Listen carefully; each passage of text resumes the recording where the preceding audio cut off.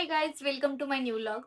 तर मी आता म्हणजे इथून पुढे जे पण काय बोलेल ना, त्याला मी संघर्षाची स्टोरी वगैरे आपण जे काही नंबरिंग असेल त्याचंच आपण काउंटिंग देऊया, ठीक आहे? म्हणजे मी असं नॉर्मली बोलत असेल त्यालाच. तर ना मी तुम्हाला आज एक म्हणजे अशी हे सांगणार आहे, म्हणजे एका की मी तुम्हाला माझ्या पार्ट सेकंडमध्ये मी सांगितलेलं की माझ्या आजीबद्दल. तर खूप आपल्या ऑडियन्सचे असे क्वेशन्स होते की ती आजी आहे का? ती आजीचं काय? किंवा ज्यांनी पुढे व्हिडिओ जाऊन बघितल्याच्या नंतर त्यांना कळालं पण वगैरे ती माझी कोणती आजी होती. आता बरेच आपले बघणारे म्हणजे मी हॉस्टेलला राहायची सगळ्यांना माहिती आहे. तर आपला जो ऑडियन्स क्राउड जो आहे तो भरपूर माझ्या हॉस्टेलचे पण आहेत फ्रेंड्स सगळे म्हणजे माझ्या मैत्रिणी. तर त्यांना माझी एकच आजी माहिती आहे. कारण की दुसरी आजी तर अगोदरच एक्सपायर झालेली. त्याच्यामुळे तिच्याबद्दल काही कोणालाच माहिती नाही. तर मी त्यांच्यासाठी आज हा व्लॉग बनवतेय. कारण की माझ्या दुसऱ्या आजीचं ना मी जास्त कुठं काही बोललीच नाही. कारण की तिच्याबद्दल मी असं एकदा बोलली होती, की मी तिच्याबद्दल एक तुम्हाला सेपरेट व्लॉगमध्ये सांगेल. आणि ती काय वगैरे कशा सगळ्या गोष्टी मी तुम्हाला सांगेल. मी त्याच्यामुळे अगोदर काही बोललीच नव्हती माझ्या आजीबद्दल. तर ती जी आजी होती म्हणजे ती अगोदर मी जिच्याबद्दल जे काही एक्सप्लेन केले सगळ्या गोष्टी, तर ती माझी मामाची आजी होती. माझ्या आईची मम्मा. तर ती तर एक्सपायर झाली आहे अगोदरच म्हणजे 2008 सालीच ती एक्सपायर झाली आहे. आणि माझी आजी म्हणजे प्रतीक्षाच्या लग्नामध्ये बघा तो व्हिडिओ सगळ्यांनी बघितलाच असेल. जे आपले जो प्रतीक्षाचा पण ऑडियन्स आहे आणि जो माझा पण आहे सिमिलर. तर त्यांनी बघितलाच असेल. माहिती की प्रतीक्षाच्या लग्नामध्ये जी माझी आजी होती, तर माझ्या त्या याच्यामध्ये सगळ्यांनी विचारलेलं की मला ती आजी आहे का? तर नाही, ती जी आजी आहे ती माझी पप्पांची आई आहे. म्हणजे माझी आजी झाली ती. माझी सख्खी आजी आहे ती. तर तिने आम्हाला खूप जीव लावले. तर तिच्याबद्दल मी आज तुम्हाला सांगणार आहे. तर ती माझ्या पप्पांची आई होती, म्हणजे आहे आणि आता सध्या ती असते माझ्या आत्यांकडे. लास्टचे 2-2.5 वर्ष झाले आम्ही तिला काही पुण्यात आणत नाही. ती आत्यांकडेच असते. नाहीतर अगोदर ती येत असायची, नेहमी पुण्याला यायची, इकडे राहायची वगैरे. पण एका प्रॉब्लेममुळं म्हणजे काय प्रॉब्लेम झालेला तो पण मी तुम्हाला पुढे सांगते. त्याच्यामुळे आजीला आता काय आम्ही पुण्याला आणत नाही. ती कंटिन्युअसली गावालाच असते आत्यांकडे. तर जी ती माझी आजी आहे ना, तिने आम्हाला लहानपणापासून ना इतकं जीव लावलंय, इतकं जीव लावलंय ना, म्हणजे ठीक आहे यार तिला असं पैसे वगैरे ह्या सगळ्या गोष्टी नाही, पण ती अगदी प्रमाणाच्या पेक्षा बाहेर जीव लावायची. म्हणजे तुम्हाला सगळ्यांनाच माहीत असेल आपल्या वडिलांची आई आपल्याला खरंच खूप जीव लावते. म्हणजे सगळ्यांचीच असू दे, कोणाची असू दे ती सगळ्यांचीच आपली आजी म्हणजे आजीच असते ती अगदी. तर आमची आजीने जेव्हा आम्ही हॉस्टेलला राहायचो ना, तर माझ्या आजीचा असा म्हणजे प्रॉब्लेम प्रॉब्लेम म्हणजे आजीला माझ्या ऐकायला येत नाही आणि बोलायला येत नाही. ती काय बोलतो आपण त्याला अपंग ना, म्हणजे थोडक्यात अपंग. तिला म्हणजे मूकबधीर आहे. तिला ऐकायला आणि बोलायला येत नाही. तरीसुद्धा ती आम्हाला म्हणजे जेव्हा आम्ही लहान होतो, जेव्हा आम्ही हॉस्टेलला राहायचो, ती आमचं गाव आहे जाचकवाडी. माझ्या मम्मी-पप्पांचं गाव जाचकवाडी आहे. ती जाचकवाडीला राहायची आणि आम्ही हॉस्टेलला होतो संगमनेरला. तर ती संगमनेरला यायची. म्हणजे तिला ऐकायला येत नाही, बोलायला येत नाही, तरी ती तिथनं गाडीत बसणार, तिथून ती संगमनेरमध्ये उतरणार, तिथून संगमनेरमधून बस स्टॉपपासून पण आमचं हॉस्टेल जे होतं, ते आम्ही पहिलं हॉस्टेल होतं ते गणेश नगरमध्ये होते पहिले 2-3 वर्ष, पहिले 2 वर्ष तरी. तिथपर्यंत ती चालत येणार. तुम्ही विचार करा म्हणजे ज्या लोकांना ऐकायला, बोलायला येत नाही, किती फास्ट गाड्या असतात, त्यांना ऐकायला येत नाही, हॉर्न दिलेला कळत नाही, रस्ता क्रॉस करायचं, बोलायला पण येत नाही, समोरचा व्यक्ती काय बोलतोय, काय बोलत नाही. तर लिटरली माहिती ती असं डायरीमध्ये लिहून घ्यायची हां, नंबर. तिला जरा-जरा रीडिंग करायला यायचं म्हणजे ती जास्त नाही, पण तिचं नाव, तिच्या मुलाचं नाव, म्हणजे माझ्या पप्पांचं नाव, माझ्या आत्यांचं नाव, अ, आमचे थोडं-थोडंसं जास्त नाही, पण थोडंसं तिला कळायचं. ती लिहून घ्यायची की मला संगमनेरला उतरवा. मग संगमनेरवरनं गावाला जायचं असलं, की मला चाचकवाडीला उतरव आणि म्हणजे त्या कंडक्टरला ती डायरी दाखवणार मग, की हे मला इकडे जायचंय किंवा आमच्या संगमनेरला यायचं असल्यावर मग संगमनेरचं ते पेज लक्षात ठेवणार त्याला. काय माहिती ती कशी लक्षात ठेवायची. पण ती लक्षात आणि प्रॉपर लक्षात ठेवणार बघ. आपण पण एक वेळ लक्षातून जाईन आपल्या पण तिच्या कधी जायचं नाही. तर ती लक्षात ठेवणार. तिला आत्यांकडे जायचं असलं, की आत्यांच्या गावाचं नाव लिहून घेणार. मला इकडे जायचं, तिला तिच्या भावांकडे जायचं असेल, तर असं पेज दाखवून-दाखवून ती सगळीकडे फिरायची आणि खूप फिरायला आवडतं. ते आवडायचं तिला अगोदर. म्हणजे ती एका जागी शांत बसूच शकत नाही 2-3 दिवसापेक्षा जास्त, अशी आमची आजी होती. पण ती लहानपणी आम्हाला संगमनेरला भेटायला यायची. तिथून पायी-पायी, चालत-चालत पैसे नसायचे तेव्हा जास्त. तर तिच्याकडे पण नसतील मे बी. तर ती इतकं आम्हाला खाऊ वगैरे म्हणजे चपात्या घेऊन ये 1-2 दिवसासाठी. आम्हाला खिचडी खूप आवडायची.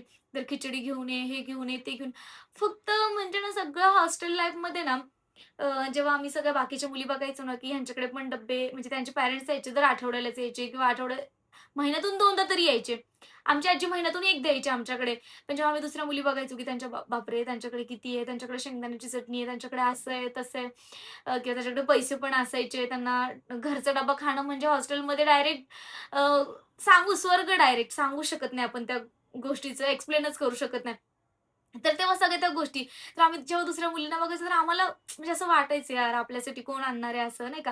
पण आमची आजी एकटी अशी होती, की ती आम्हाला आवडतं म्हणून त्या गोष्टी घेऊन यायची. म्हणजे आम्हाला वेफर्स जे आपले वेफर्स असतात ना ते आवडायचे किंवा ते तांदळाच्या पापड्या असतात त्या आम्हाला आवडतात म्हणून ती उन्हाळ्यात करून तिला तेवढं छान यायचं बरं का.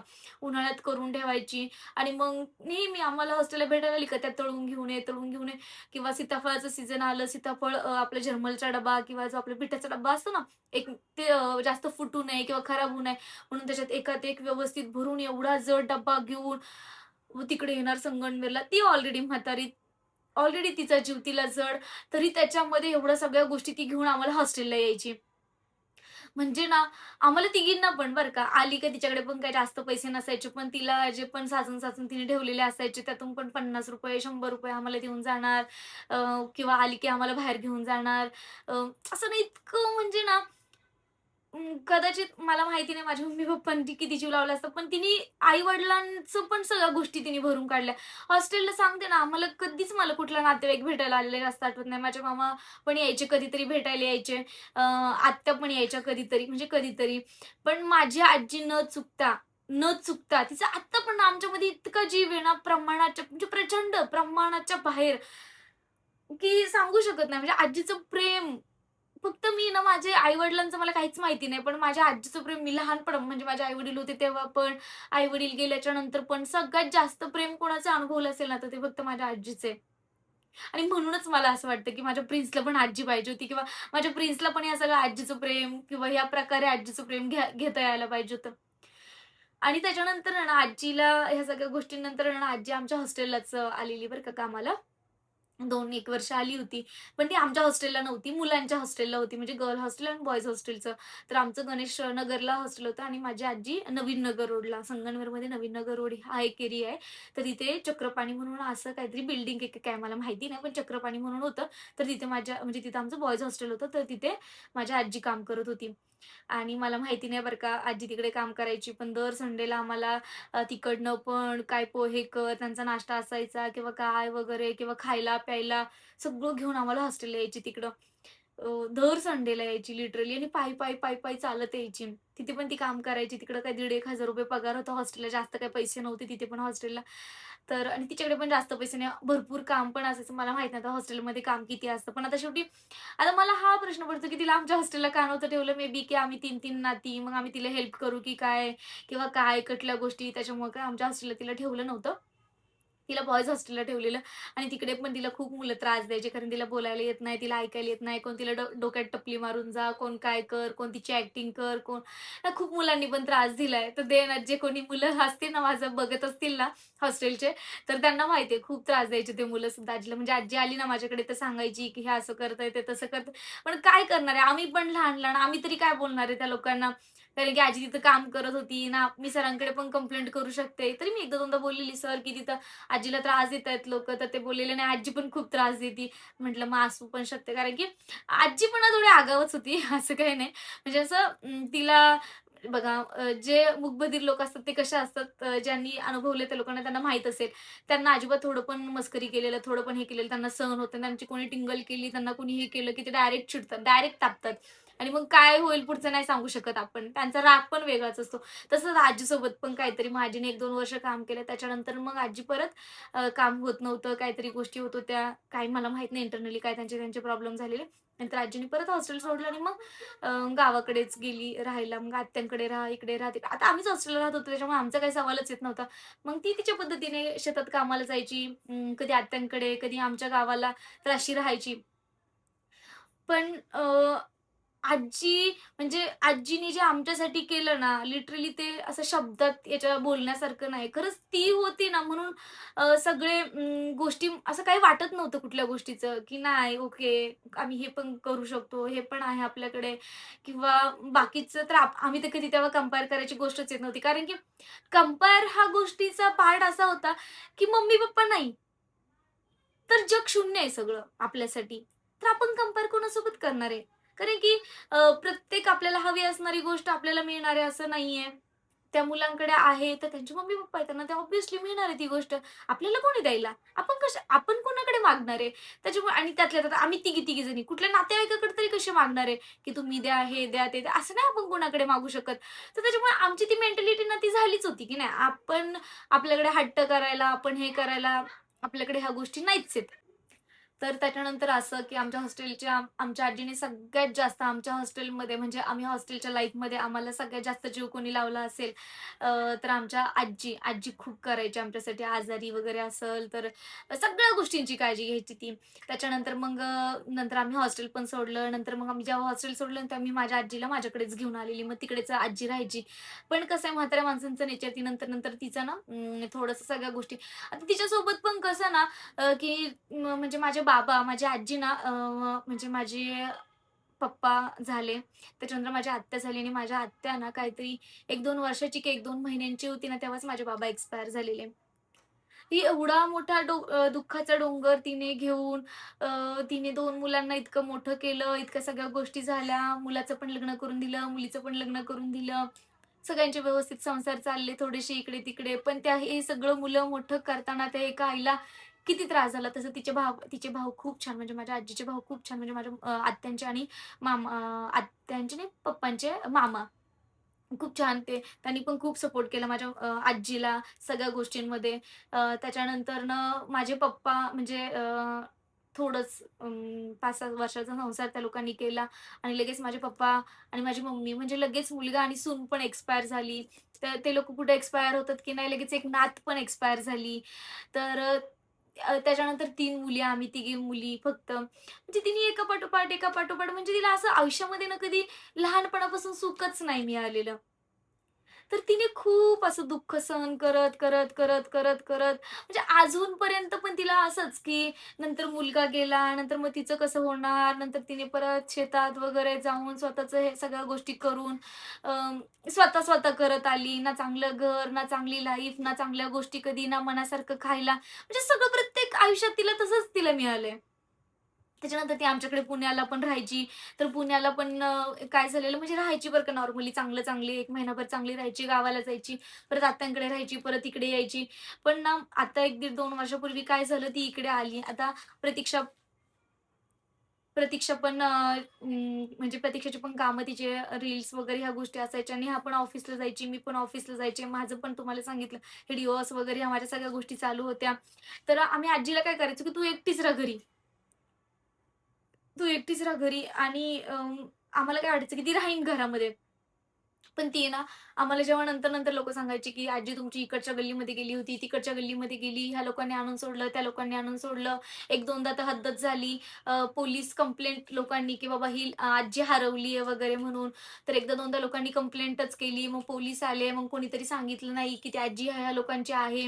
मग त्या पोलिसांनी इथे आणून सोडलं. मग ते पोलीस पण खूप ओरडले, की "तुम्ही तुमच्या आजीला इथं नका ठेवू. म्हातारे माणसं नाही सिटीमध्ये राहू शकत आणि निदान ठेवायचं असेल तर तिच्याजवळ कोणीतरी राहा."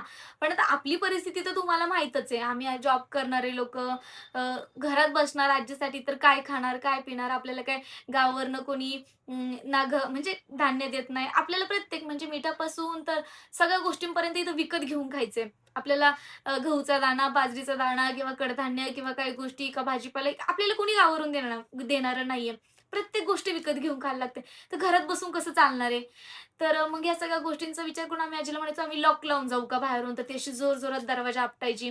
तर ते पण पॉसिबल नव्हतं. तर काय करणार? ओरडायची जोराने इकडं लोकांना नाही का आवाज द्यायची, गोळा करायची सगळ्यांना. आम्ही ऑफिसला गेलो का अशीच फिरायची आणि एकदा तर काय झालं, अशीच ती गेली आणि ती हरूनच गेली. म्हणजे लिटरली आम्ही 3 दिवस सगळीकडे शोधत होतो आणि त्यावेळेस नेमकं प्रतीक्षा अ, ते त्यावेळेस पण वारीच होती म्हणजे आपली पंढरपूरची वारी असते ना, ती वारी आम्ही नेहा इथं फक्त प्रतीक्षा आणि कुणाल आणि ते लोकं तिकडे गेले होते वारीसाठी. ते काहीतरी म्हणजे बिस्किट पुडे वाटायला वगैरे शूट वगैरे त्यांचं कसं कंटेंट शूट असतात कंटिन्युअसली. मग ते कंटेंट शूटसाठी तिकडे गेले होते. आता नेहा आणि मी आम्ही आलो संध्याकाळी, तर आजी नाही इथे. आम्ही सगळ्यांना विचारतोय, "आमची आजी कुठे आहे? आजी कुठे आहे?" कोणीच सांगायला तयार नाही. वेड्यासारखं आम्ही रात्रीचं 1 वाजेपर्यंत ह्या ह्या चौकात जा, त्या चौकात जा, इकडे जा, तिकडे जा. ह्या सीसीटीव्हीमध्ये चेक कर, त्या सीसीटीव्हीमध्ये चेक कर. सगळीकडे शोधलं. शेवटी मी नेहाला बोलली, "प्रिन्सला घे बाळा तू आणि घरी जा." आणि मी त्या रात्री पोलिस स्टेशनला रात्री 1:30 वाजता तिथं माझ्या आजीची कंप्लेंट वगैरे केली. 2, 2:30, 3 पर्यंत मी पोलिस स्टेशनमध्ये थांबले. मी 2 दिवस ऑफिसला पण गेली नाही. इकडे शोध, तिकडे शोध, इकडे जा, तिकडे जा. शेवटी त्यावेळेस माझं म्हणजे मी काय जास्त हे नव्हते करत म्हणजे व्हिडिओज वगैरे काढतच नव्हते. त्याच्यामुळे माझा काही विषयच नाही तेव्हा. पण प्रतीक्षा काढायची ना. मग तिला आम्ही बोलत होतो, की दुसऱ्या दिवशी प्रतीक्षा तू आजी हरवली आहे. तिला वाटलं काय येईन. दुसऱ्या दिवशी ती बोलली, "नाही गं आजी गेली तर गावाला जाईन, नाहीतर येईन रिटर्न." पण असं आम्हाला गुड वाइब्सच येत नव्हत्या. आपल्याला एक म्हणत असं घाबरल्यासारखं होतं. तसंच सेम आम्हाला झालेलं, की कुठे गेली असेल, काय झालं असेल, एक तर तिला बोलायला येत नाही, ऐकायला येत नाही. गावचे लोकं काय म्हणतील, पोरींनी म्हातारी घेऊन गेली आणि रस्त्यावर सोडून दिली. एवढे वर्ष आपण तिला चांगलं सांभाळलंय, तिला काही बोलायला येत नाही, ऐकायला येत नाही तरीसुद्धा आणि असं लास्ट मोमेंटला ती रस्त्यावर जाऊन मरणार. कारण की तिला ऐकायला येत नाही, बोलायला येत नाही. म्हणजे गावची लोकं असंच बोलणार आहे ना. भले ती चूक आपल्याकडून नाही झालेली, ती तिचीच निघून गेली आहे. इतकं टेन्शनमध्ये 2 दिवस आणि प्रतीक्षाला आम्ही बोलते, "अगं तू तुझ्या म्हणजे Instaला वगैरे स्टेटस टाक." पण ती बोलली, "नाही, कसं वाटतं, लोकं काय म्हणतील हे ते." तर आम्ही 2 दिवस थांबलो. शेवटी दुसऱ्या दिवशी मी पार तिला म्हटली, "नाही प्रतीक्षा काय पण कर, पण तू टाकून बघ, मरू दे. जिकडं असेल तिकडं आपल्याला कोणीतरी तर कॉल करेल. इतकं तुझं क्राउड आहे, इथले इतके ऑडियन्स आहेत तुझे इथले." तर मग तिने तिसऱ्या दिवशी तिने व्हिडिओ केली आणि लकीली आम्हाला म्हणजे तिसऱ्या दिवशी एका व्यक्तीने कॉल केला. म्हणजे आम्ही तिचा नंबर 4-5 नंबर दिले होते. माझ्या आत्याच्या मुलाचा, माझा ऑफिसचा नंबर, कुणालचा म्हणजे कुणालचे 2 नंबर असे नेहाचा आमचे 3-4 जणांचे नंबर दिले होते. तर आम्हाला कॉल यायला लागले, की तुमच्या आजीला आम्ही इथं बघितलं होतं. जिथून आम्हाला कॉल यायचा का आम्ही तिथं जायचो, की "हां, तुम्ही सांगा ना हीच आजी का?" मग ते सांगायचे, "हो, रेड गाऊन घातला होता, असं झालं होतं, तसं झालं होतं." ती आम्हाला विचारत होती, "हे कुठे म्हणजे लिटरली सांगते तिने त्या दिवशी कसा-कसा प्रवास केलेला. जेव्हा आम्ही पहिल्या ठिकाणी गेलो, तर त्यांनी आम्हाला सांगितलं, की ऑटो आम्हाला पहिला कॉल आलेला चिखलीमधून. की ती तळबीडकर वडापाव आहे तिथे चिखलीमध्ये, तिथं आम्हाला बसलेली दिसली होती. तर आम्ही इन्स्टंट म्हणजे आमच्या इथून काय चिखली 15च मिनिटाचं अंतर आहे. आम्ही लगेच कुणाल आणि मी 15 मिनिटात तिथं पोहोचलो. तिथे गेल्यावरती आम्ही आजीचा फोटो दाखवला. म्हटलं, "आमची अशी-अशी आजी हरवली आहे." तर ते आम्हाला बोलले, की "हो, ती आजी त्या दिवशी इथं आली होती, पण आजी ला आम्ही इथं वडापाव दिला खायला. ती मला बोलली पैसे दे." तर मी तिला ₹50 दिले आणि मग म्हटलं, "मग कुठे गेली?" तर ते बोलले, "मी त्या म्हणजे ते पोलीस ट्रॅफिक हवालदार असतात ना, त्यांच्याकडे सोडलं." आम्ही त्या सरांना जाऊन विचारलं, तर ते बोलले, "हो, आजी आलेली आमच्याकडे, पण तिचं काय बोलणंच आम्हाला कळत नव्हतं. आम्ही तिला आळंदीला बसवून दिलं." आम्ही तिथून परत लगेच इन्स्टंट आळंदीला गेलो. आळंदीला जाऊन सगळ्या डेपोमध्ये विचारलं, तर डेपोमध्ये आम्हाला असं कळालं, की हो ती आजी 9:45 पर्यंत इथं बसली होती. पण लास्टची जी बस असते ना 9:45 ची, ती देहूला जाती. तर आम्ही आम्हाला तिची काही भाषा कळत नव्हती. रेडच गाऊन घातलेला होता. तिच्या हातात 1-2 पिशव्या होत्या. तर तिला आम्ही आणि इतका भयानक पाऊस हां, ते 2-3 दिवस असा भयानक म्हणजे अदर डे कधीच पाऊस पडत नव्हता. ते 3 दिवस पाऊस थांबायचंच नाव घेत नव्हता. म्हणजे किती ना असं सांगू शकत नाही शब्दामध्ये. मी तर कंटिन्युअसली ऑफिसला नाही, खाणं नाही, जेवण नाही, काहीच माहिती नाही मला त्या दिवसामध्ये. आणि प्रणिहा आणि मी असं वेड्यासारखं फिरत होतो फक्त. मग तिथं गेलो आणि म्हणजे लास्ट डेला कुणाल आलेला. मग कुणाल आणि मी आळंदीमध्ये गेलो. आळंदीतून त्यांनी सांगितलं, की आम्ही देहूला बसवून दिले. देहूमध्ये गेलो. देहूमध्ये त्या बस स्टॉपमध्ये सगळ्यांना जे टपरी वगैरे असते ना बाजूबाजूला आणि आम्ही पण याच टाईमामध्ये आजीला शोधत होतो. आम्ही पण 10:30 सॉरी 9:30 पावणे 10ला आम्ही तिथून लगेच निघालो. अ, अ, देहूमध्ये गेलो. देहूमध्ये ज्या बाजूच्या टपऱ्या-टपऱ्या असतात त्या तिथे काकी वगैरे जे लोकं होते त्या सगळ्यांना विचारलं. जे ऑटोवाले त्यांना विचारलं. मग त्या लोकांनी मग आम्हाला सांगितलं, "हो, ही आजी आली होती. मुसळधार पाऊस पडत होता. ती या गाडीच्या पाशी तिच्या आडोशाला बसली जरा वेळ. तर काही तिथल्या आपल्या आळंदीतल्या सॉरी देहूतल्या काही ऑटोवाल्या मुलांनी तिला घेतलं आणि तिथल्याच एक जवळच्या वृद्धाश्रममध्ये नेऊन सोडलं. तर ती 2 दिवस वृद्धाश्रममध्ये होती. 2 दिवस. आणि आम्ही इथे बेजार झालेलो शोधून, शोधून, शोधून, शोधून. आणि रात्री माहिती आहे आम्ही रात्री तिथे जाऊन 11:30ला आजीला भेटलो. इतका आनंद झाला ना तिला समोर बघून मला तर असं रडायलाच आलेलं लिटरली. आता पण माझ्या अंगावर त्याचा काट येतो. तो दिवस ना म्हणजे सांगू शकत नाही तुम्हाला. इतकं खतरनाक होतं. आणि इतका मुसळधार पाऊस, इतकं ना माणसाला बाबा हिला बोलायला येत नाही, ऐकायला येत नाही. हिला इथं एवढी मोठी दुनिया एकदा हरवलेलं चांगले माणसं हरवले ना ते सापडत नाही. आमची तर आजीचं कुठंच काय नाही. एक तर ती इतके वयस्कर, कोणी काय केलं, कोणी काय केलं. म्हणजे मनात ना असे 100 प्रश्न, 100 विचार येऊन जायचे विचित्र-विचित्र. तर अशा सगळ्या गोष्टी. तर आम्हाला फायनली ती तिथे भेटली आणि मग आम्ही तिथे गेलो. तिला तिथे जे प्रोसेस आम्ही डॉक्युमेंट वगैरे सबमिट करून, की नाही ही आमचीच आजी, आजीने आम्हाला ओळखलं आणि तिथून आम्ही आजीला रात्री 11:30 वाजता घेऊन घरी आलो. आत्यांना कॉल केला, आत्या बोलल्या आणि मग आम्ही तेव्हापासून आजीला ना गावालाच ठेवले. आजीला परत इकडे कधी आणलंच नाही. कारण की एकदा देव पण कुठल्या गोष्टीला एकदा चान्स देतो. सारखं-सारखं चान्स नाही देणार. आम्ही विचार केला, हे बघा गावाकडे ती कितीही फिरली, तर ती गावात मोजके 50 घरं असतात. ती 50 घरामधून रिटर्न आपल्याच घरी येणार आहे. इथं प्रत्येक गल्लीत गेली की प्रत्येक गल्ली सेम वाटते किंवा कळत पण नाही कुठली आपली आहे, कुठलं काय. चांगल्या-चांगल्या माणसांना कळत नाही सिटीमध्ये फिरणं, तर तिचं काय विषय? आणि आमच्या इथून ना म्हणजे 2च मिनिटाच्या अंतरावरती पुणे-नाशिक हायवे. मला एकच त्यावेळेस प्रश्न की बाबा ही सगळीकडे जाऊ दे, फक्त पुणे-नाशिक हायवेकडे नको जायला. चांगल्या माणसाला तिथे रस्ता क्रॉस करता येत नाही. चांगला माणूस म्हणजे व्हायबल होऊन जातो तिथे. तर तिचं काही तिथे काहीच नाही तिचं कशातच. तर अशी सगळी गोष्ट झालेली. तेव्हापासून आम्ही तिला अजिबात पुण्याला आणत नाही. नाहीतर ती अगोदर नेहमी महिना-महिनाभर येऊन पुण्याला राहायची, छान राहायची. चांगली पण तेव्हा ती जरा मेंटली स्टेबल होती. पण आता ती एकदम डिस्टर्ब झाली तिला. ती आणि आत्ताची सिच्युएशन तर तिची अशी आहे लिटरली म्हणजे अगोदर आता कसं वय पण झालंय भरपूर. ह्या सगळ्या गोष्टींचा कसं बोलणाऱ्या माणसाला बोलून विचार गोष्टी हे करून टाकतात. पण न बोलणाऱ्या माणसाकडे कोणी लक्ष पण देत नाही जास्त. म्हणजे ना त्याला प्रत्येक वेळेस त्याच्याकडे बघायचं. मग तो काय एखादी गोष्ट कळते, नाही कळते, नाही कळली की त्याला पण चिडचिड, आपल्याला पण चिडचिड, अशा सगळ्या गोष्टी. तर ते असं विचार करून आता ना तिची पूर्ण मेंटली हेल्थ पूर्ण खराब झाली. म्हणजे ती डिस्टर्ब आहे पूर्ण. आम्हाला पण ती ओळखत नाही.